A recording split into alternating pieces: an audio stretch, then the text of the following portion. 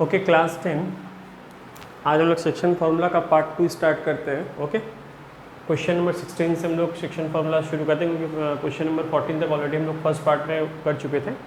Okay 16 में question लिखा गया है, in what ratio does the point 5,4 divide the line segment joining the point 2,1 and 7,6। इसका मतलब क्या कि इन विच रेशियो, कौन से रेशियो में जो लाइन सेगमेंट है, that means this is your line segment A and B, A coordinates are 2,1 and B coordinates are 7,6 and the point जो यहाँ पे पी पॉइंट है उसके भी कोऑर्डिनेट्स दिए हुए 5,4। तो आपको पूछा गया है इन वॉट रेशियो, किस रेशियो में इस लाइन को यहाँ से जो लाइन सेगमेंट है उसको डिवाइड किया गया है। तो हम लोग ऑलरेडी पढ़े हुए थे कि व्हेनेवर आपका कभी भी रेशियो नहीं मेंशन किया रहेगा देन ऑलवेज टेक k:1। तो लेट द रेशियो k:1, यानी मैं यहाँ पे ले ली k:1। ओके तो सेक्शन फार्मूला हम लोग कर रहे हैं, तो यहाँ पे सेक्शन फार्मूला के लिए सबसे पहले हम लोग x1 y1 इसको डाल देते हैं, x2 y2 डाल देते हैं और जो k:1 है इसको हम लोग m:n लिख देते हैं। ओके तो सेक्शन फार्मूला क्या होता है, mx2 plus nx1 upon m plus n, again my2 plus ny1 upon m plus n। Okay हम लोग जब सेक्शन फॉर्मूला यूज़ करते थे किस लिए यूज़ करते थे, कोऑर्डिनेट्स ऑफ p निकालने के लिए, लेकिन कोऑर्डिनेट्स ऑफ p आपको ऑलरेडी पहले ही अवेलेबल है। तो हम यहाँ पे ये कोऑर्डिनेट्स जो अवेलेबल है x के लिए अवेलेबल है और ये कोऑर्डिनेट जो अवेलेबल है वो y के लिए अवेलेबल है। तो हम ऑलरेडी जो ये फॉर्मूला पुट करते थे इन कोऑर्डिनेट के लिए, तो कोऑर्डिनेट दिया हुआ तो हम इसके इक्वल और इसके इक्वल लिख सकते हैं। ओके लिखने के बाद अब हम लोग सॉल्व करते हैं, m की जगह k, x2 की जगह पे 7 दैट मीन्स 7k, n की जगह 1 और x1 की जगह 2 that means 1 into 2 2 divided by k+1। Okay यहाँ फिर पुट करते हैं हम लोग, m की जगह पे k लिखा हुआ है, y2 की जगह 6 लिखा हुआ है दैट मीन्स 6k, n की जगह पे 1 लिखा हुआ है और y1 की जगह पे 1 लिखा है दैट मीन्स 1 इंटू 1 1 और ये हो गया आपका k+1 इक्वल्स टू 4। तो लोग सभी कुछ लिख चुके हुए हैं। ओके अब शुरू करेंगे आपसे, इसको जब सॉल्व करेंगे तो आएगा 5k इक्वल्स टू 5 मल्टीप्लाई कर रहे हैं और ये हो जाएगा 7k+2। तो यहाँ से जब सॉल्व करेंगे 5k माइनस 7k और ये हो जाएगा 2 माइनस 5, तो ये हो जाएगा -2k equals to -3, then minus minus cut हो जाएगा k इक्वल्स टू 3/2। यानी जो मैं रेशियो आ गया 3/2, इधर भी चेक कर लेंगे इधर भी वही आएगा, कोई अलग नहीं आएगा क्योंकि दोनों तरफ आपका रेशियो क्या है, हम जो रेशियो k:1 पकड़े तो रेशियो तो एक्जैक्टली सेम आएगा। यहाँ पे भी जो k का वैल्यू आएगा यहाँ पे भी k का वैल्यू वही आएगा, चेक कर लेते हैं इसको भी। तो 6k+1 equals to 4k+4, 6k minus 4k equals to 4 minus 1, here is your 2k equals to 3 then k equals to 3/2। तो आप देख सकते हैं दोनों तरफ k आपका सेम आ गया। हाँ बिल्कुल, क्योंकि आपने रेशियो जो k:1 पकड़ा है दोनों तरफ रेशियो तो सेम ही आया, मतलब रेशियो तो इक्वल ही होगा। दैट मीन्स मेरा जो रेशियो था वो रेशियो आ गया क्या, 3:2। क्लियर? ओके अब आते हैं हम लोग क्वेश्चन नंबर 20 की तरफ। क्वेश्चन नंबर 20 में लिखा हुआ है, given a line segment A B joining the points A and B. Okay find the ratio in which A B divide by the Y axis. Again I repeat, हम लोग already last class में discuss कर चुके थे कि कोई भी line अगर पास करता है और वाई एक्सिस पे यहाँ पे आके वो इंटरसेक्ट कर रहा है, वाई एक्सिस से अगर वो बाइसेक्ट कर रहा है या इंटरसेक्ट कर रहा है यहाँ पे, तो हम लोग यहाँ पे y से जब लाइन ए बी लाइन पास हो रहा है और y एक्सिस पे यहाँ पे आके वो डिवाइड हो जा रहा है चाहे इंटरसेक्ट हो जा रहा है, तो हम लोग क्या करेंगे, यहाँ का कोऑर्डिनेट्स क्या लिखते हैं 0, y, क्योंकि हमको पता है कि यहाँ पे कोई भी हो जाए x का पोजीशन क्या होगा 0 होगा। अगर यही लाइन आके x से डिवाइड हो जाता, x एक्सिस पे डिवाइड हो जाता तो क्या होता, वहाँ पे x का वैल्यू होता और y का वैल्यू क्या होता 0 होता। तो उसी तरह से यहाँ पे x का वैल्यू 0 है और y का वैल्यू हम लोग लेट कर लिए कि y है, वहाँ पे मान लिया। ओके तो हम लोग पहले लेट कर लेते हैं, let coordinates of point of intersection b 0,1। Again ये रिपीट, आपको समझ में आ रहा है क्योंकि यहाँ साफ बोला गया y एक्सिस पे लाइन डिवाइड हो रहा है, तो y एक्सिस पे क्या होता है, ये लाइन पे यहाँ x का वैल्यू ऑलवेज क्या होता है 0 होता है। अगर आपको हम पुट करने देंगे 0,3 तब कहाँ पुट कीजिएगा 0 और y का 3, तो यहीं पे तो पुट कीजिएगा। ओके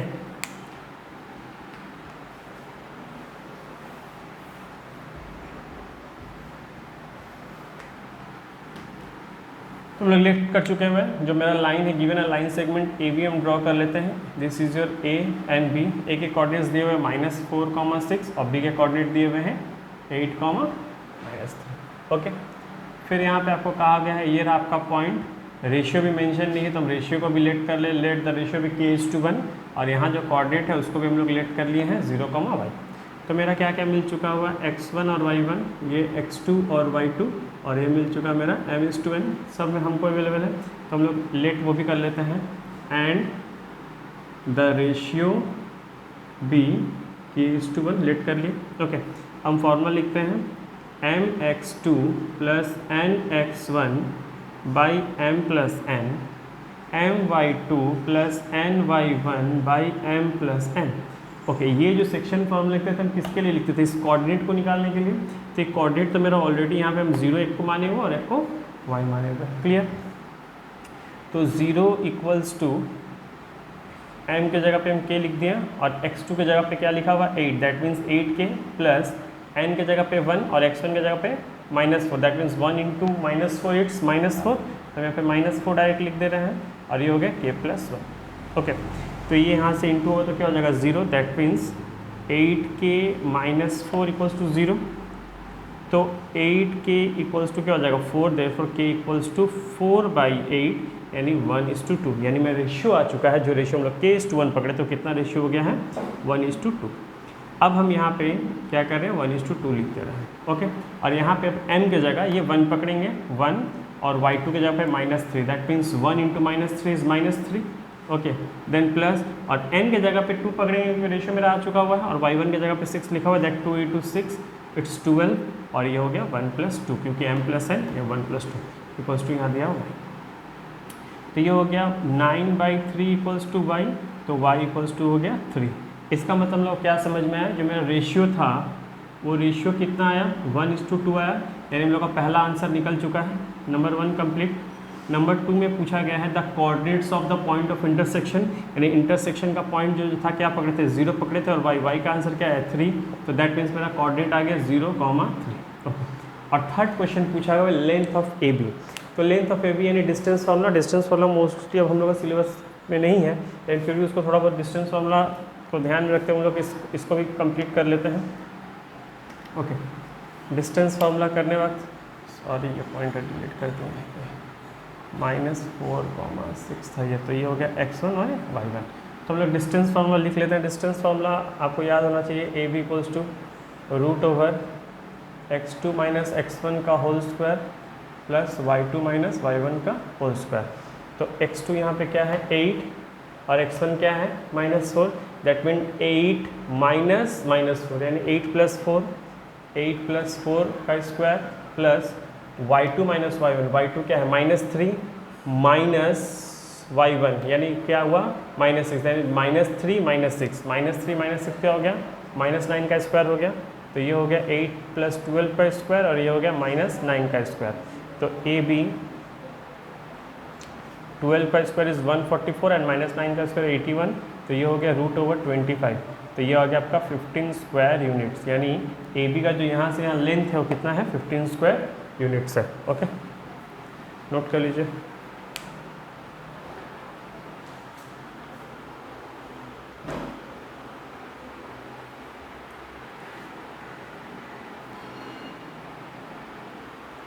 ओके, हम लोग कंटिन्यू करते हैं क्वेश्चन नंबर 23 से।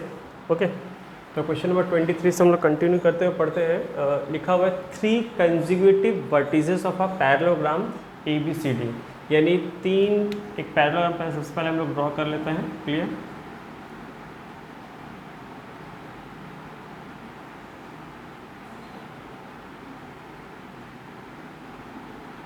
बोला गया 3 कंसेक्यूटिव यानी लाइन बाय लाइन, यानी ABC का दिया हुआ है, यानी 1,2 1,0 और ये 4,0। ओके, बोला है find the vertex of D, यानी D का वर्टेक्स क्या होगा। सबसे पहले हम लोग आते हैं पैरेललोग्राम्स का फीचर्स के ऊपर, जो हम लोग प्रॉपर्टीज़ पढ़े हुए हैं। दैट लेंथ जो डायगनल्स का है वो डायगनल्स क्या होता है इंटरसेक्ट करता है, साथ ही साथ डायगनल्स यहाँ पे बाइसेक्ट भी कर रहा है। तो यहाँ पे डायगनल जब बाइसेक्ट कर रहा है तो ये क्या हो गया, दैट मीन्स ये O मान लेते हैं, ए से ओ का डिस्टेंस और ओ से सी का डिस्टेंस इक्वल हो जाएगा। यानी जब डायगनल्स यहाँ बाइसेक्ट कर रहा है तो ए ओ, अगर ये लाइन का वैल्यू सपोज कर लीजिए 8 था तो ए ओ का वैल्यू 4 है और उसी का वैल्यू भी 4 है, यानी बाइसेक्ट कर रहा है। तो यहाँ पे क्या होगा, O is the mid point of A C. Okay, तो पहले लोग समझ लिए O is the mid point of A C. Clear, O mid point हो गया। तो जब ओ मिड पॉइंट हो गया तो हम लोग मिड पॉइंट निकाल सकते हैं। मिड पॉइंट का हम लोग को कोऑर्डिनेट्स ऑफ ओ क्या आ जाएगा, कोऑर्डिनेट्स ऑफ ओ क्या हम लोग निकाल लेंगे, मिड पॉइंट का फॉर्मूला पता है x1 + x2/2 और y1 + y2/2, ये होता है फॉर्मूला। तो ये रहा मेरा x1, यानी इसको मान लेते हैं हम x1 और इसको y1 और इसको x2 और इसको y2 हो गया। तो x1 में 1 लिखा हुआ और x2 में 4 लिखा हुआ, दैट मीन्स 1 + 4/2, और y1 में 2 लिखा हुआ, y2 में 0 लिखा, दैट मीन्स 2 + 0/2। तो ये हो गया 5/2 और ये हो गया 1, यानी मेरा O का कोऑर्डिनेट्स मिल चुका क्या है 5/2, 1। ओके, सेम एज अब इसमें भी हम लोग समझते हैं जब BD का हम लोग मिड पॉइंट, BD भी तो वही डायगोनल है BD, हालांकि BD का लेंथ अलग होगा, लेकिन इसका अगर 10 मानते हैं तो यहाँ से यहाँ BO से 5 और O से D 5, यानी ये भी O भी क्या है BD के लिए मिड पॉइंट है। यानी O जो AC के लिए O का आंसर आया है, BD के लिए भी O का आंसर तो वही होगा। यानी O का जो कोऑर्डिनेट्स 5/2 और (1) आया हुआ है, ये कोऑर्डिनेट्स अब क्या हो गया, BD के लिए भी मिड पॉइंट का वैल्यू वही हो गया। यानी ये लाइन से ये लाइन का मिड पॉइंट का वैल्यू ऑलरेडी हमको पता है, तो हम इसके लिए भी लिख लेते हैं x1 और y1, और यहाँ जो कोऑर्डिनेट्स मिसिंग है उसको लेट कर ले हम x2 और y2।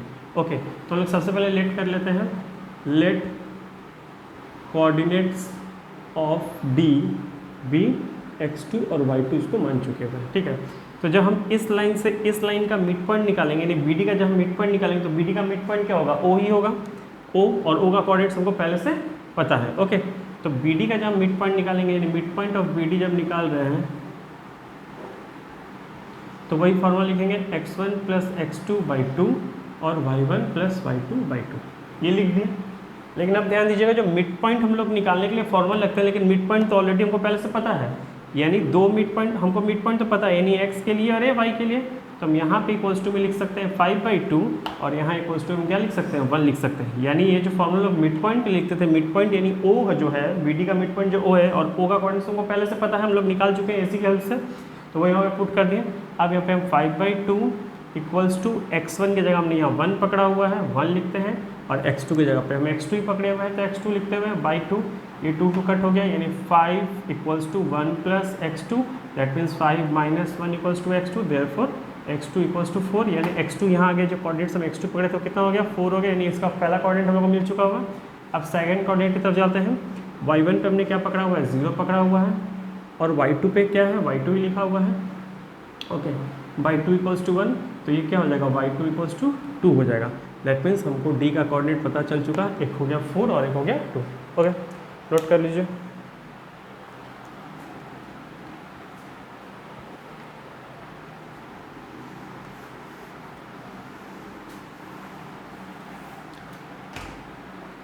क्वेश्चन नंबर 28, ये थोड़ा सा इंटरेस्टिंग क्वेश्चन है। लिखा हुआ है find the coordinates of the vertices of the triangle the middle point whose sides. यानी एक सबसे पहले हम एक ट्राइंगल ड्रॉ करते हैं, मान लेते ये ABC ट्राइंगल है। Find the coordinates of the vertices, यानी ये सब वर्टिसेस नहीं दिया होता, इसी को निकालना है। यानी इसको मान लिया x1 y1, इसका मान लिया x2 y2, और इसको मान लिया x3 और ये y3, यानी यही वर्टिसेस निकालना है। लेकिन हुज साइड्स आर, यानी the middle point whose sides are, यानी इसका मिडिल पॉइंट सबका दिया हुआ है, इसका मिड पॉइंट सबका दिया हुआ है। तो इसका मिड पॉइंट क्या हुआ है 0, 1/2, इसका मिड पॉइंट क्या दिया हुआ है 1/2 और 1/2, 0, 1/2, 1/2, और इसका दिया हुआ है 1/2 और 0, यानी ये मिड पॉइंट दिया हुआ है। इसको भी हम नाम दे देते हैं, एक D, एक E और एक F, ये हम नाम दे दिए। क्लियर, ये हमको हो गया। अब हमको ABC का कोऑर्डिनेट निकालना है। तो सबसे पहले हम लोग ध्यान देते हैं मिड पॉइंट थ्योरम पे, जो हम लोग क्लास 9 में पढ़े होंगे। थोड़ा सा रिकॉल करा दे रहे हैं आप लोग को कि मिड पॉइंट थ्योरम में क्या पढ़ते हैं कि कोई भी ट्राइंगल का अगर 2 मिडिल पॉइंट और उसका हम लोग लाइन ज्वाइन कर रहे हैं, अगर स्ट्रेट लाइन ज्वाइन करें तो this line equals to half of this, okay, DF equals to half of BC, and और ये इसके क्या हो जाता है पैरेलल हो जाता है, ये हम लोग पढ़े हुए थे। तो जैसे पैरेलल हो रहा है, तब यहाँ पे हम ज्वाइन कर दे रहे हैं इस लाइन को, यानी एफ और ई को। तो ये मेरा एक्चुअली क्या हो गया, हम लोग लिख ले रहे हैं डी एफ, सबसे पहले लिख ले parallel to B C, and D F equals to half of B C, यानी बी सी का हाफ क्या हो गया बी, क्योंकि मिड पॉइंट बोला गया है, तो हम लोग डायरेक्टली यहाँ लिख देंगे बाई मिड पॉइंट थ्योरम के हेल्प से। ओके, ये हो गया। देयरफॉर हम लोग का ये क्या हो गया, डी एफ भी पैरेलल हो गया, देयरफॉर डी एफ क्या हो गया, पैरेलल टू बी हो गया, और D F equals to B हो गया। तो जब जिसका अपोजिट साइड पैरेलल हो रहा है और इक्वल भी है, तो क्या हो गया, तो ये देयरफॉर हम लोग मान लेंगे ये हो जाएगा D B E F is a parallelogram, यानी ये मेरा पैरेललोग्राम हो गया। ओके, तो जब पैरेललोग्राम हो गया है, तो यहाँ से आपको ये दोनों कोऑर्डिनेट्स पता है, ये कोऑर्डिनेट्स पता है, जैसे और ये नहीं पता है, जैसे अभी हम लोग ये सम्स बना रहे थे, 3 कोऑर्डिनेट्स 3 वर्टिसेस पता है, चौथा वर्टिस मिसिंग है तो हम लोग निकाल लेंगे। वैसे जैसे कैसे एक लाइन ड्रॉ करेंगे और यहाँ से एक लाइन ड्रॉ करेंगे और इसको नाम दे देंगे ओ, तो डी जो डायगनल हो गया उसका मिड पॉइंट कौन हो जाएगा, ओ हो जाएगा, क्योंकि वो पता है पैरेललोग्राम का जब डायगनल्स क्या होता है बाइसेक्ट करता है, यानी डी ओ का लेंथ और ओ ई का लेंथ दोनों इक्वल हो गया, दैट मीन्स लाइन 1:1 में डिवाइड किया गया है, यानी O is the mid point of D. तो जो ओ मिड पॉइंट हो जाएगा डी का, तो बी एफ का भी मिड पॉइंट जो निकालेंगे वो भी तो ओ ही हो जाएगा। तो इसके हेल्प से हम बी का कोऑर्डिनेट्स कैलकुलेट कर लेंगे, जैसे इस सेंस में भी हम लोग किए थे। ओके, तो सबसे पहले हम लोग निकालते हैं कोऑर्डिनेट्स ऑफ ओ। हम लोग कोऑर्डिनेट्स ऑफ ओ निकालते हैं मिड पॉइंट से x1 + x2/2, y1 + y2/2। तो हम ये रहा मेरा x1 और ये रहा y1, ये रहा x2 और ये रहा y2। तो x1 में क्या दिया हुआ है ध्यान से देखिए, 1/2 + 0/2, और यहाँ पे दिया हुआ है अगेन 1/2 + 1/2/2। ओके, तो ये क्या हो जाएगा 1/2 × 1/2 और ये हो जाएगा 1/2। तो इसका हो गया आंसर 1/4 और इसका आंसर हो गया 1/2, यानी हमको मिड पॉइंट मिल चुका है। ओ का कोऑर्डिनेट्स क्या मिल गया 1/4, 1/2 मिल चुका। Okay, clear. अब हम जब बी एफ के थ्रू, बी एफ का भी तो मिड पॉइंट ओ ही होगा और ओ का कोऑर्डिनेट्स हमको पहले से पता है, तो इस क्वेश्चन में मेरा x2 और y2 वहाँ लिखा हुआ है, यहाँ पे हम इसको मान लेते हैं ये हो गया मेरा x1 और y1। ओके, तो हम लोग लिखेंगे mid point of B F, mid point B F का निकालने का क्या फॉर्मूला हो जाएगा, x1 + x2/2 और y1 + y2/2, ये हो जाएगा फॉर्मूला। लेकिन ये जो मिड पॉइंट बी से f का मिड पॉइंट निकालेंगे, इसका मिड पॉइंट पहले से मेरा दिया हुआ है, हम लोग निकाल चुके हुए। तो पहला वाला x का होता है तो हम लोग लिख देंगे 1/4 और यहाँ से सेकंड वाला हो जाएगा y का, तो ये हो गया 1/2। ओके, तो 1/4 यहाँ पे आप देख सकते हैं x1 में क्या लिखा हुआ है 1/2 और x2 में यहाँ x2 ही लिखा हुआ है और नीचे में क्या लिखा हुआ है /2, तो ये 2 इधर जाएगा, तो इट्स 2/4 = 1/2 + x/2। तो कट गया तो क्या हो गया, ये भी आ जाएगा 1/2, इसको हम लोग कट कर देंगे तो हो जाएगा 1/2, दैट मीन्स 1/2, ये +1/2 इधर आ जाए तो क्या जाएगा -1/2 = x2, दैट मीन्स x2 आ गया मेरा 0, यानी यहाँ का कोऑर्डिनेट हमको पता चल गया कि x2 जो कोऑर्डिनेट था ये था यहाँ का 0। अब y2 हम लोग कैलकुलेट कर लेते हैं, यहाँ देख सकते हैं y1 में क्या लिखा हुआ है 0 लिख दिए हम, y2 में मेरा y2 ही नाम दिया हुआ है, y2 लिख दिए, y2 = 1/2, ये 2 कैंसिल हो गया, दैट मीन्स क्या हो गया y2 का वैल्यू मेरा कितना आ गया, सिर्फ डायरेक्टली 2 कैंसिल हो गया, तो y2 का वैल्यू कितना आ गया 1 आ गया, दैट मीन्स यहाँ का कोऑर्डिनेट मेरा हो गया 0, 1, यानी b का कोऑर्डिनेट हमको मिल चुका है। क्लियर। अब हम लोग करते हैं फिर ये चीज़, यहाँ से इतना दूर तक हम लोग क्लियर हुआ। अब हम लोग ए का कोऑर्डिनेट निकालते हैं, यानी ए से बी जो लाइन था क्लियर, उसमें कह दिए गए थे ये सारे मिडिल पॉइंट्स है, यानी ए और बी का मिड पॉइंट कौन था डी, तो ए और बी का जब हम लोग मिड पॉइंट निकालने जाएंगे तो डी ऑलरेडी मेरे पास अवेलेबल है, तो इसके से ये सभी तुरंत हम लोग निकाल लेंगे। इतना तक नोट कर लीजिए क्योंकि हमको इसको इरेज करना है।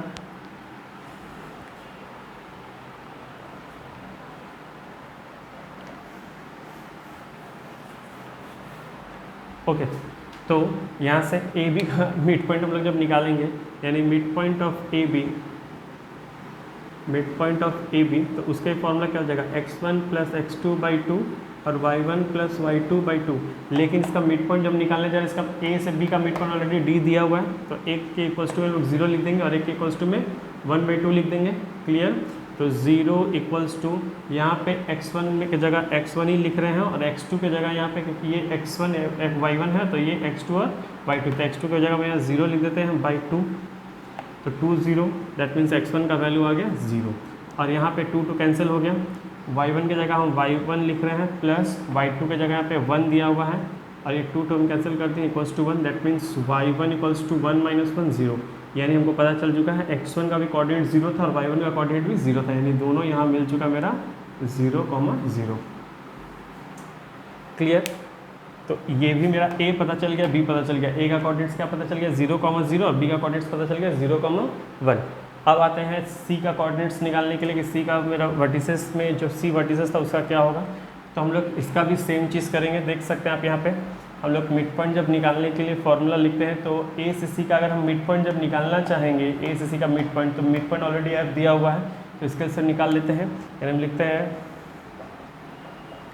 Mid point of AC again x1 plus x2 by 2 और y1 plus y2 by 2। Okay, तो x1 की जगह ये मान लेते हैं x1 और ये मान लेते हैं y1। ओके, तो ये हो गया यहाँ 0 प्लस यहाँ पे क्या लिखे हैं हम लोग x3 लिखे हैं, तो हम लोग x3 लिख देते हैं बाई 2 और इसका मिड पॉइंट, इसका मिडिल वाला वैल्यू ऑलरेडी पहले से दिया हुआ है। क्या दिया हुआ है यहाँ पे, मैं एक में हाफ इक्वल्स टू दे देते हैं, यहाँ पे हाफ लिख देते हैं और एक का इक्वल्स टू हम 0 लिख देते हैं, क्योंकि मेरा ये दिया हुआ है एक का हाफ आया हुआ है, एक का 0 आया हुआ है। ओके, तो एक 2 2 कैंसिल हो जाएगा तो x3 इक्वल्स टू हो गया 1। ओके, y1 में यहाँ पे क्या लिखा होगा, अगेन 0 लिखा हुआ है प्लस y2 में क्या लिखा हुआ, लिखे हुए तो हम लोग y3 लिखे हुए थे बाई 2 इक्वल्स टू 0, तो y3 भी क्या हो गया 0 हो गया। दैट मीन्स यहाँ का कोऑर्डिनेट हमको क्या पता चल गया, x3 का कोऑर्डिनेट हमने क्या निकाला 1 और y3 का कोऑर्डिनेट निकाला हमने 0, यानी 1 0। इसका मतलब मेरा a का कोऑर्डिनेट था 0 0, b का कोऑर्डिनेट था 0, 1 और c का कोऑर्डिनेट था 1, 0। ओके, नोट कर लीजिए।